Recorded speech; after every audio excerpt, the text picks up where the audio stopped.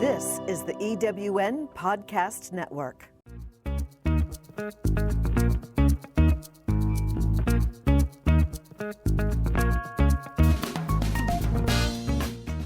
Welcome to Late Boomers, our podcast guide to creating your third act with style, power, and impact. Hi, I'm Cathy Worthington. And I'm Mary Elkins. Join us as we bring you conversations with successful entrepreneurs, entertainers, and people with vision who are making a difference in the world. Everyone has a story, and we'll take you along for the ride on each interview, recounting the journey our guests have taken to get where they are, inspiring you to create your own path to success. Let's get started. Hello, I'm Cathy Worthington. Welcome to our 5th season of Late Boomers. Today we are excited to introduce you to our special guest, Ken Kunken. He has 4 college degrees, is a lawyer who spent 40 years with the Nassau County, Long Island DA's office, a motivational speaker who has influenced the lives of people with disabilities, and the father of 3 boys who are triplets. Recently, he became an author, publishing his memoir, I Dream of Things That Never Were, the Ken Kunken Story. And Ken is the first quadriplegic to have graduated from Cornell University and the first to earn a graduate degree there. While still a student, he testified before a United States subcommittee on health care chaired by then-Senator Edward Kennedy. His life's accomplishments and accolades are many, including the Kenneth J. Kunken Award presented to a Nassau County Assistant DA who personifies Ken's commitment, spirit, and love of trial work. Welcome to Late Boomers, Ken. We want to hear about your journey and how you defied the overwhelming odds. Oh, thank you so much. Thank you for having me as a guest, and thank you for giving me the opportunity to tell my story. Perfect. Well, we are excited to hear about it. Please tell us about your early life and about what led you to the path you're on today. Okay, well, I think what might be most relevant is that in 1970, at the beginning of my junior year in college at Cornell University, I was playing on their lightweight football team, and in a game against Columbia University, I broke my neck and severely damaged my spinal cord making a tackle on a kickoff in a game against Columbia University. And as a result, I'm almost completely paralyzed below the shoulders. I have a little movement in my left arm, but nothing in my fingers or wrist. And on the right side of my body, I can just shrug my shoulder a bit. So I spent the next 9 months and 20 days in various hospitals and rehabilitation centers before I returned to Cornell to continue my education. Wow. Yeah, well, that must have made you a little bit depressed. And Very much so. yeah, I mean, your life certainly didn't go as you planned, whatever it was you were planning. I know that you studied engineering, but I have to ask you, what kept you going after your injury and also what keeps you going now? Well, without a doubt, family. Family, family, family. When I got hurt, my family just really came together and helped me in every possible way they could. And when I say family, I'm not just talking about, my father, brother, sister. I'm talking about aunts, uncles, cousins, the extended family. All were incredibly helpful to me. And they basically assured me, without saying the exact words, that they would act as my arms and legs to make sure I could do everything I wanted to do. And they've done just that. So without a doubt, early in my career, early after my injury, it was the family I just mentioned. And now more recently, not only that family, but my incredible wife, Anna, and my triplet sons. Mhm. So Yeah, beautiful. Wow. absolutely. Well, I do have to ask, how did you battle depression for those people listening who may have similar problems or are in bed and can't get up and perhaps they need a dose of inspiration? It was a lengthy process. I can't say I snapped out of my depression at any particular time. It took quite a while, but during the time that I was in rehab, my family was constantly visiting, constantly by my side, and constantly assuring me that there was still a lot I could do with my life. And they motivated me, they kept my spirits up, and they helped in every way they could. And after a while, it was clear to me they were doing so much on my behalf to help me that it was almost as if I felt like I would let them down if I didn't keep Oh, my spirits up and tried to do as much with my life as I possibly could. So it definitely is all attributable to them. And I can never thank them enough for all they've done. wow. You were inducted into the Susan M. Daniels Disability Mentoring Hall of Fame. So, how important is it to you to give back and mentor others? And how has that actually helped you? It's really, really important. And I might add that before I was inducted, I worked for a couple of years as a vocational rehabilitation counselor at Abilities Incorporated on Long Island, which at the time was part of the Human Resources Center, and it's now called the Viscardi Center. And I worked there as a vocational rehabilitation counselor for a little over 2 years. And I just loved the work. And I just found a new way that I could help people and serve the community. And that did wonders for me as well personally, because after being the recipient of so much help for years, now I was able to provide help. And that made an enormous difference. And I'm so proud to say that when I left there, 30 years after I left, the president of Abilities Incorporated called me on the telephone and asked me to be a member of their board of directors. Mm. So I so happily accepted. I've been so honored to serve on the Abilities Inc. first on their board of directors, and then more recently on their parent company, the Viscardi Center's board of directors. And I have to add that when I say how helpful and supportive my family's been my whole life, my cousin Roy Danis, who was one of the people that has always been so helpful to me, is now chairman of the board of directors at the Viscardi Center. He's taken such an interest not only in me, but helping others with disabilities. And it's That- so gratifying to see. That's so beautiful. Were you ever able to meet other quadriplegic people who were very young as you were when it happened to you? hmm Yeah, I met people, well, first at the Viscardi Center, but also when I was undergoing rehabilitation. I was at the Rusk Institute and I met a number of individuals who were injured early in their life, usually late teens, early 20s. Um, so I got to meet, interact, and speak with quite a number of people who were injured similar to me. Mm. Although, quite frankly, most of them had more movement than I did. It was very rare that I met somebody with as little movement as I had. You must have been Oh, very inspiring to them. And talk a little more about your work with the people with disabilities of all ages. And I understand that you're also a motivational speaker. Do they coincide, or is that a separate thing that you're working on? Well, I worked for a little more than 2 years as a vocational rehabilitation counselor. In fact, I passed an exam where I was working as a certified rehabilitation counselor. And I did that at the Viscardi Center, where I would help people who either had severe disabilities or were dealing with life altering diseases or just basically facing a lot of challenges in their life. And I helped provide them with not only vocational and placement counseling, but personal adjustment counseling as well. Mm. And I found that very rewarding and I enjoyed it very much.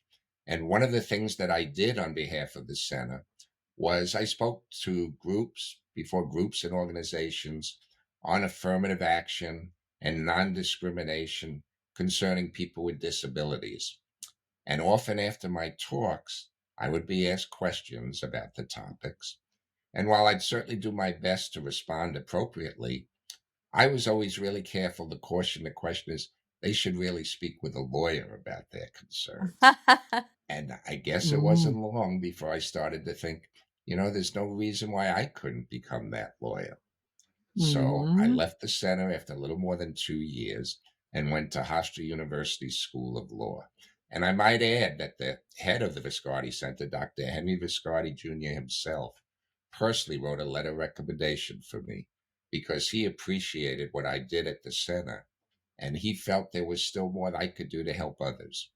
So I've always been very grateful to him for that as well. Mm. Do you have And I any stories you can tell us about somebody that you worked with who perhaps might have been battling depression as you were and came out of it because of your work with him or her? Well, there are quite a number of people that I worked with over the years who told me that as a result of things that I was doing, it motivated them to do more with their lives. And I might add that that didn't just apply to people with disabilities. When I was working at the district attorney's office, um, I was often told when people went through their exit interviews where they was asked what did they like best about the job, what did they feel could be improved about the job, that many of them mentioned meeting, getting to know, and working with me. And now I don't say that to boast or to brag. I know they weren't talking about meeting and getting to know Ken Kunken.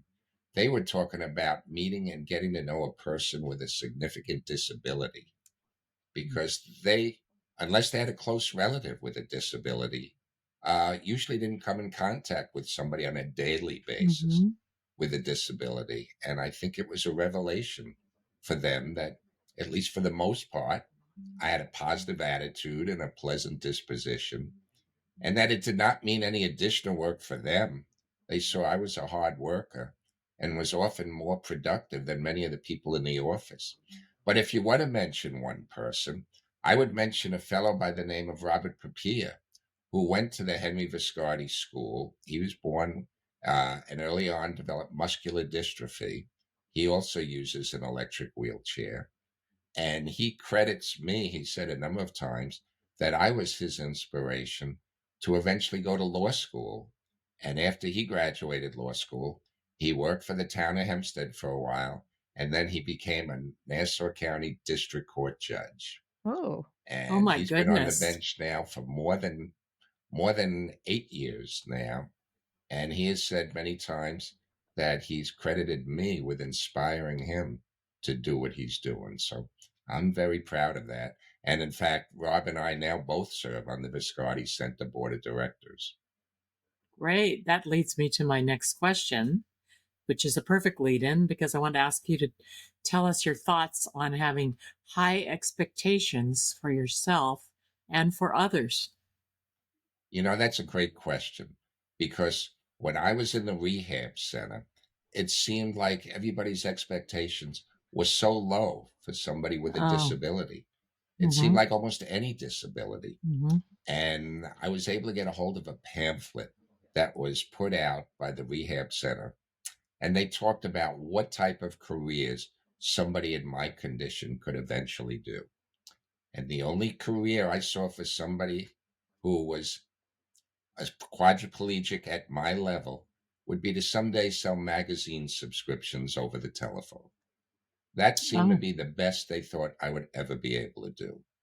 And while at that time I couldn't even dial a telephone, they were rotary telephones, or mm-hmm. take notes or write anything, I was determined to do more than that. And with my family's help and help from personal care attendants and fellow classmates, I was able to continue my education. And I not only got my undergraduate degree in engineering, I decided that what I really wanted to do was to work with and help others who were dealing with either life altering diseases or significant challenges in their life.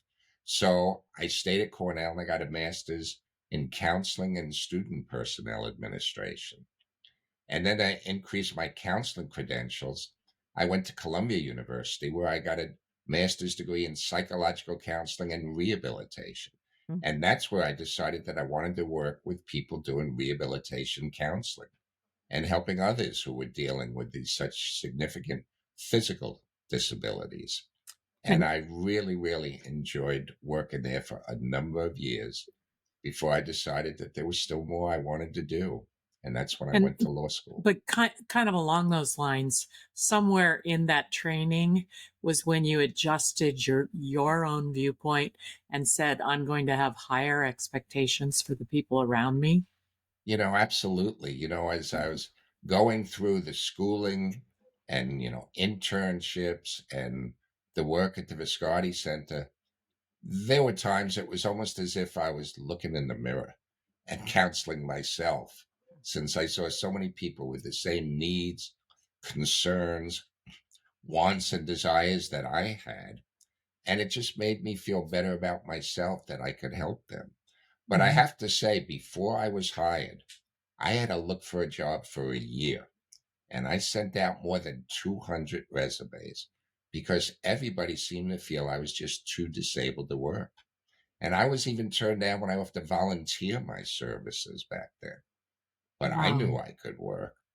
Wow. And all I was looking for was the opportunity to show that I could work. And that holds true for so many people with disabilities. We just want the opportunity to show what we can do. And I believe once we're given that opportunity, employers find that people with disabilities are some of the hardest working, most loyal, and dedicated employees an employer can ever hope to find. Yeah. And how did you meet your wife? I have to ask. Actually, my wife is from Poland. And when I was looking for a personal care attendant to help me on the weekends, I put an ad in the Polish Daily News, which is published here in the States. And my wife was here for a while, trying to improve her English speaking skills. And she saw the ad and responded to help me on weekends because she felt that would help her learn English better by spending time with somebody who was English speaking, who could speak to her on a daily basis in English. So, she applied to work as my weekend attendant. And the more we got to know each other, The our longer she relationship stayed. developed and improved. And lo and behold, we got married in 2003. And in 2005, we became the father of triplet boys. Oh, I Mhm. have chills and goosebumps. That's one. What a great story. I love Thank you. that. For all of our people that listening and watching out there, even if you haven't met anybody that you want to marry or be with, here's a great story for you. An inspiration.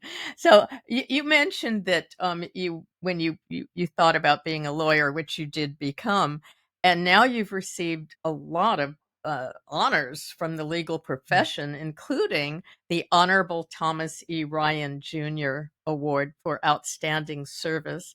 And you were named one of the Long Island Business News's influencers in law. So I know that you loved counseling. What is it that you love about the law and about your work as an assistant DA? Well, I have to add that when I went to law school, one of the influences, in addition to my work as a rehab counselor, is my older brother, Steve, who has basically been my best friend all my life, continues to be my best friend, and in fact is on his way to join me for dinner tonight. Hmm. Steve's a lawyer, and he was a trial lawyer. He worked in the public defender's office. And I used to watch Steve in court. And not only did it look exciting to me, but it looked like something I could do because I saw it was mostly, at least when you're in the courtroom, speaking. And Mhm. since, I guess, other than my Long Island accent, I'm not handicapped, with respect to speaking, I felt Mhm. being a trial attorney was something I can do. So I did an internship at the Nassau County District Attorney's Office, and I found a new way that I could help people and serve the community. So I decided that that's where I wanted to work. And at the time, I didn't know of any other quadriplegics who were trial attorneys. I certainly didn't know of any assistant district attorneys who were quadriplegics. But I was fortunate that when I applied, the district attorney at the time, Dennis Dillon, was a very progressive, forward thinking, self confident not only district attorney, but employer, who Mm. decided to base his hiring decision on my ability rather than my disability. And I'll always Ah, be grateful to Dennis Dillon for that. that's beautiful. Can Yeah, you that's tell us a little bit about your book, I Dream of Things That Never Were, and why did you write it? Okay. Well, first, let me just tell you where I got the title for my book. When I was still in the rehab facility, I was asked to testify before a United States Senate Health Subcommittee chaired by Senator Kennedy, which you mentioned in your introduction. And 8 days after my testimony, Senator Kennedy sent me a glass paperweight in the mail that had an inscription on it that the senator said his late brother Robert Kennedy liked very much. And that inscription was the quotation, "Some men see things as they are and say why. I dream of things that never were word. and say why not." That's why I got the title of my book, I Dream of Things That Never Were. Oh, And you asked about being depressed. I was very depressed while I was in the rehab center.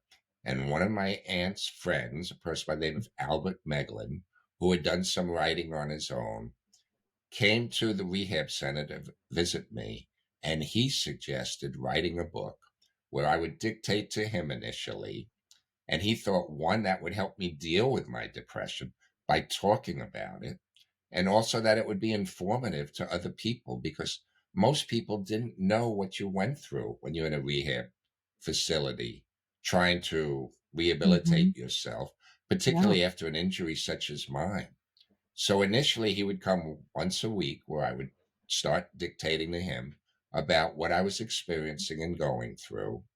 And then, we would start and stop and pick up the book. And then when I got out of the rehab facility, went back to Cornell, I met with him a few times on vacations.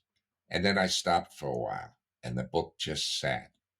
Mm-hmm. And after I got married to my wife and our children were born, my wife suggested that we pick up the book again and start writing it. One, so that it could be informative to help other people who are either dealing with this type of injury or any disability for that matter, but also for their relatives, their parents, their friends, their possible employers, right? To Very. educate them on what it's like to have a disability. And then later, of course, we said, and it would also be great for our triplets to read so that they would know a little bit more about not only what I went through, but how helpful my family has been every step of the way. And we finally completed the book after working on it. I was working on it for more than 50 years, and it was finally completed last year. And I've been so thankful to Steve Eric, the head of 12 Tables Publishing, for publishing my book. And we've been so pleased with the comments that I've gotten ever since. I've gotten a lot Wow. of comments from people who have read it, from all different walks of life, who said that it has helped and inspired them to do more with their lives. So I just want to make sure I said the publishing company correctly. It's 12 Tables Press, and I'm so thankful for Mm-hmm. them for publishing my book. thank Great. you for saying that. Yeah, along the lines of what Robert Kennedy said, you've you have said just because it has not been done before does not mean you cannot do it now. Talk about that. Well, that was my feeling. When I went back to Cornell, they never had a quadriplegic student there before. In fact, I think they had only one other student who was ever in a wheelchair there, and he was also injured while he was a student up there, doing something unrelated to football, but he was a paraplegic and he had the use of his arms. So I decided that wasn't going to deter me from going back there and doing my best to complete my degree. And I might tell you, when I went back there, this was 20 years before the Americans with Disabilities Act took effect. And Mm-hmm. there was not one ramp or curb cut on the entire campus. On my first day of classes, had to be either pulled up or bounced down close to 100 steps Oh, just to attend my first day. painful. Yes, but with a lot of help from a lot of people, I was able to do it. And I decided there's no reason why I can't stay there for graduate work and become the first quadriplegic to earn a graduate degree. And as I said, when I went into law, I didn't know any other quadriplegics who were trial attorneys. So why not be the first? So I decided to Mm. do that. And now I knew there was some other quadriplegics who had gotten married, but with respect to me, I had been paralyzed for more than 30 years when my wife and I looked into in vitro fertilization. And while it looked like a long shot, we pursued in vitro fertilization. And through the miracle of science, my wife Anna became pregnant. And then I was actually in the delivery room. I was Oh, present in the delivery room when my wife Anna gave birth to oh, triplets. What oh, could be better than Beautiful. that? that is And I was going to so ask beautiful. you, what's it like to be the father of three boys, three triplet? I actually know somebody that had triplet boys. It's the greatest It's experience in the world. It has changed my outlook on life 100-fold. I mean, I love seeing the excitement in the boys' eyes and everything that they do. And I've so enjoyed watching them grow and helping them, trying to guide them, at least by talking with them and trying to instill the proper values in them and perhaps even helping them with their homework occasionally. And and they how old helped are they me. now? How Yeah. old are Now they? they're going to be 20 in January. And they're Mm. all sophomores at 3 different colleges in upstate New York. They're all pursuing different majors. And over the years while they've been home, they've helped me in so many ways. There were many times when they would feed me or, turn on the light or, help me with reading something or any way they could. They've been so helpful. They'd go out somewhere and come back and say, Dad, you could go there. There's a ramp, right? They would notice all these things. And just the most incredible 3 sons that I could ever imagine anybody could have. So tell us about what they're studying. Well, my son Joseph is actually going to Cornell University. He Oh, started at Cornell 50 years after I left there. 50 years Hmm. after I graduated. I mean, 50 years after I graduated my undergraduate degree in 1973. He started 50 years later. And now he's going to be pursuing a major in mechanical engineering. My son James is a sophomore at the State University of New York at Morrisville, where he's studying renewable energy. oh, we And my need son that. Timothy is pursuing a dual major at the SI Newhouse School of Communications and the Maxwell School of Public Affairs at Syracuse University. And he's interested in pursuing a career in journalism. I couldn't My be more proud of goodness. these He's 3 boys. probably going to Yeah. write about you. Well, Hmm. whatever he decides to write about, he's going to do great. I'm absolutely sure about that. Oh, gee. Yeah, Luck. for It's sure. it's In fact, he's been helping me. We're trying to do an audio version of my book as well. And Timmy has helped me with that as well when he was home on vacations. Well, you have mm, such a melodious voice. you do. You should do the Thank you. Absolutely. reading yourself. That'd be great. Thank you. I Yeah. did. I Oh, actually you've already read. recorded it. Yeah, we already recorded it. It Oh, just good. needs to be edited and put together. Oh, good. Yeah. So, tell us what motivates you now. What's the future like? And if you have any stress at all these days, talk about that. How do you deal with it? Okay. Well, what motivates me is trying to help others to do more with their lives. I've done a good amount of motivational speaking, including yesterday, where I was the keynote speaker at a job fair for people with cognitive disabilities. Mm. What causes me stress? Every time I appear before a large group and give a talk, I feel the stress. I mean, I've done it a lot, Hmm. but I never enjoyed being in front of a large group and doing public speaking. Uh, I know a lot of people share that Yeah. um, But you had your feeling. training in the courtroom. Yeah, I had a lot of training in the Yeah. courtroom. Yeah, And and I actors are found, supposed to get nervous before they go out right, on stage. well, yeah, Yeah. I found, when I was in the courtroom, I relied a lot on my memory. So I do that with my public speaking as well. And I always worry a little bit before each speech, am I going to remember what to say? Because Hmm. I'm relying mostly on my memory. But fortunately, the words always seem to flow. And I've gotten very positive feedback with each of my talks. That Mm. sounds But exciting. what motivates me now, I want to see if I can help as many people as I can. So if my book helps, that's great. If my experiences and motivational talks help, that's great. But just being out in public and showing people there's an awful lot you could do with a disability, including being a husband and a father, I want to spread the word to as many people as I can. Mm. Beautiful. And going along with that, what would you like our audience to have as a takeaway today? Well, one of the things we mention is not setting limited expectations from people, because Hmm. a person's performance often rises and falls based upon what others expect of them. So it's so important to keep your expectations high for others as well as for yourself. That Hmm. makes a huge difference. Don't be satisfied with anything less than the best. You have to challenge yourself and always try to improve and do as much with your life as you can.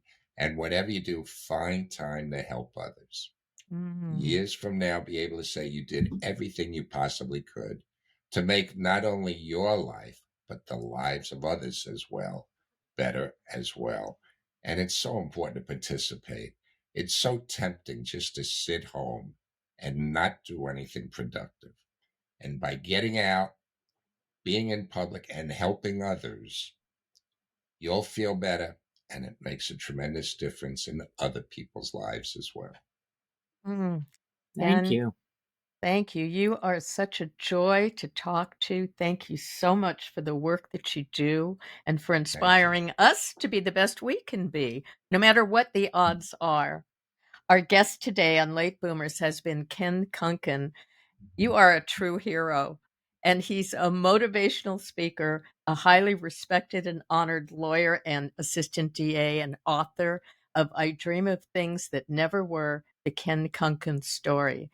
You can reach Ken through his website, kenkunken.com. Thank you.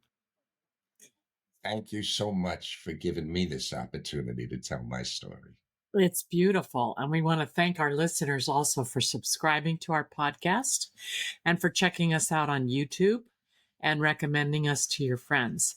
We appreciate you. We'd love to have you give us a 5-star review. And we want to hear about your experiences with late boomers and what gets you inspired. We are on Instagram at I am Cathy Worthington and at I am Mary Elkins and at Late Boomers. Thank you for listening, and thanks again so much, Ken, for being with us today. Thank you as well. Thank you.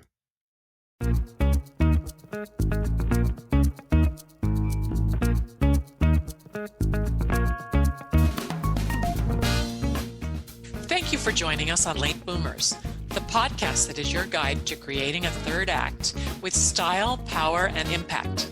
Please visit our website and get in touch with us at lateboomers.biz. If you would like to listen to or download other episodes of Late Boomers, go to ewnpodcastnetwork.com. This podcast is also available on Spotify, Apple Podcast, and most other major podcast sites. We hope you make use of the wisdom you've gained here and that you enjoy a successful third act with your own style, power, and impact.